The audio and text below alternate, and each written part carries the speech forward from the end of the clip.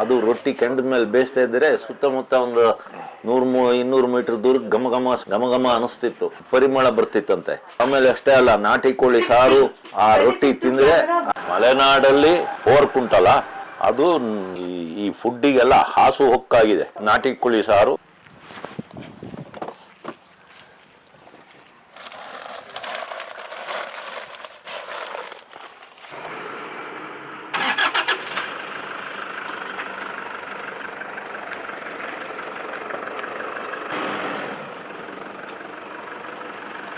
ಬರ್ತೀರಾ ನೀವು? ಬನ್ನಿ ಮತ್ತೆ ಬೇಗ. ಬೆಂಗಳೂರು ನೋಡ್ರಿ, ನಾನ್ ತೆಗಿಯೋದು ಬರೀ ಚಿಲ್ಲರೆ. ಬೆಂಗಳೂರಿಗೆ ದುಡ್ಡು ಎಲ್ಲಿಂದ ಬರ್ತದೆ ಇಷ್ಟೊಂದು? ಎಲ್ಲ ನಿಮ್ದು ಬೆಂಗಳೂರದು ಬಿಡಿ. ಇಲ್ಲ ಇವತ್ತೊಂದು ದಿವಸ ಪದೇ ಪದೇ ಬನ್ನಿ.